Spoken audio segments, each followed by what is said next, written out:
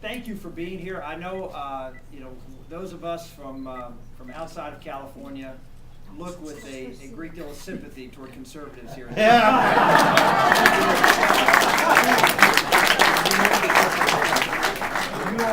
are a hardy lot. Yes. That I know does not get a lot of encouragement. And so one of the things I wanted to do, and coming out here for tomorrow night's debate, was to get out and talk to a group of conservatives and encourage you that the work that you're doing here, while I know it is frustrating, there is a battle ahead. I was actually on the plane coming over here to Los Angeles today, and Newt Gingrich was on the plane. And I walked up to his seat and chatted with him for a little bit, and I think we both recognize this is an historic election. This will be an election that will be the most important election in your lifetime. I think it'll be the most important election since that election that was just referred to, and prior that Abraham Lincoln was elected in 1860. I think so. In that election, we were deciding whether these United States, and if you look at the history, our government was referred to more often as these United States than the United States. Whether these United States would be the United States. That's what that election was really about. This election is about whether the heart and soul of America, the why of America, is going to be maintained, or whether we are going to go off in a completely different vision than the founders' vision of this country, and what made this country the greatest country in the history of the world. That's why when I announced for president back in June of this year, I announced the little town of Somerset, Pennsylvania. Yay! Two people live in Somerset, Pennsylvania. It's the old line, I spent a week there one day. And a reason I announced it that, interestingly enough, on this week, it is 5 miles from Shanksville, Pennsylvania, which is the site of, as you know, where Flight 93 went down. And it was the first blow for freedom. Those who fought the tyranny of that day, ordinary Americans, struck a blow for freedom in that abandoned coal mine field, that strip mine field in Somerset, Pennsylvania.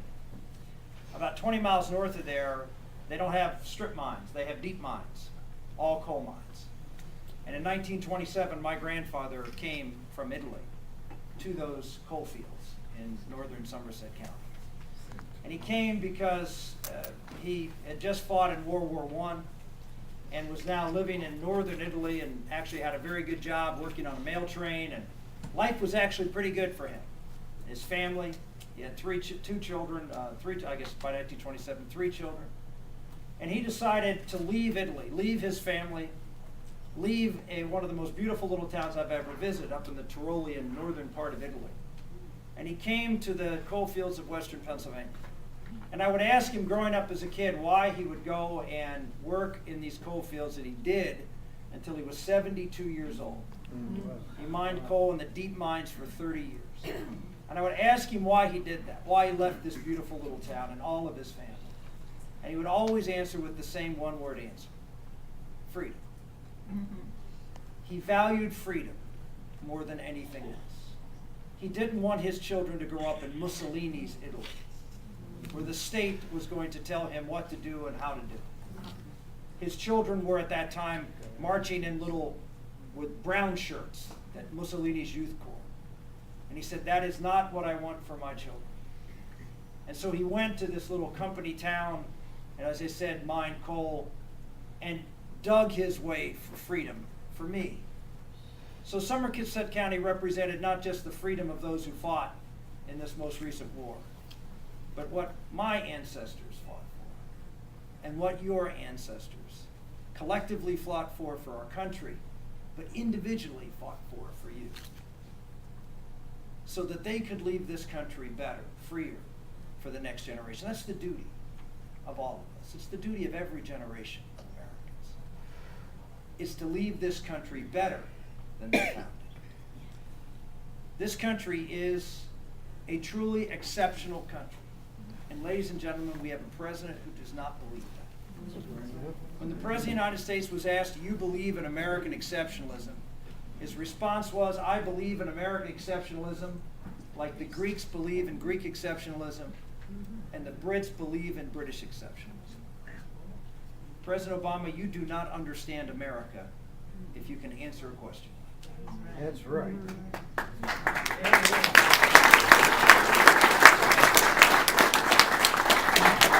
America is different than any other country in the history of the world. I know we have some Tea Partiers here, and I'm glad you're here. I am so glad for the energy and enthusiasm that you brought.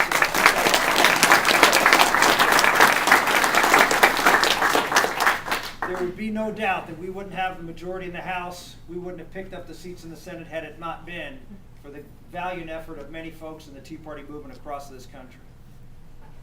But let me just say to those Tea Partiers who are very much focused on the Constitution, you hear a lot of debate in conservative circles now about the Constitution, the Constitution. The Constitution is a great document. But the Constitution is not the heart and soul of America. It is the operator's manual of America. It is the how of America.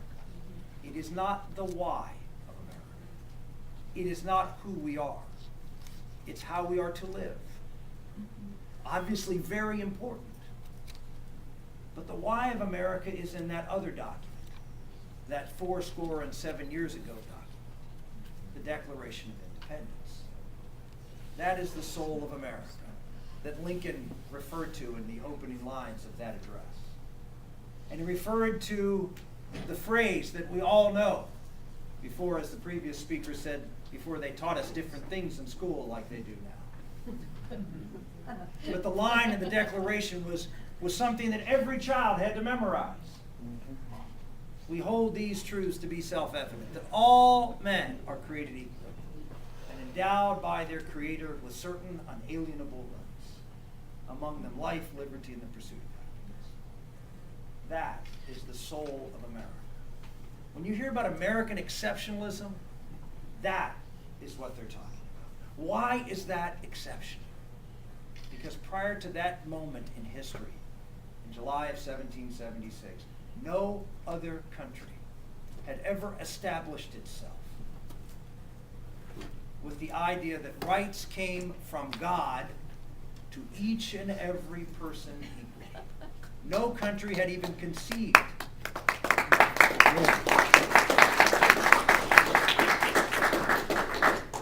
The idea was a foreign one, not a foreign one, it was in philosophy, but it was a foreign one to any government of Europe. Our founders came from European countries, and where did those leaders believe rights went to? They went to the king, to the sovereign, the divine right of kings. And it was their obligation to use those rights that God had given him or her for the benefit of the people. But it was their job to control things. In America, we said, no.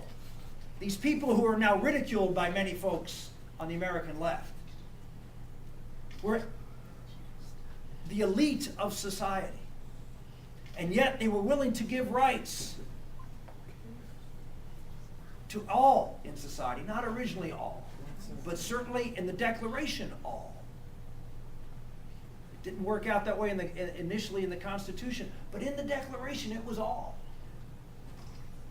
And so here you have these men of the elite of society, imagine saying, we are going to trust the hard-scrabble people of America with freedom.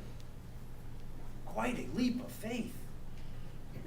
The idea that we could build a great country trusting free people instead of government control. And then they went on and said that God gives us rights. And of course,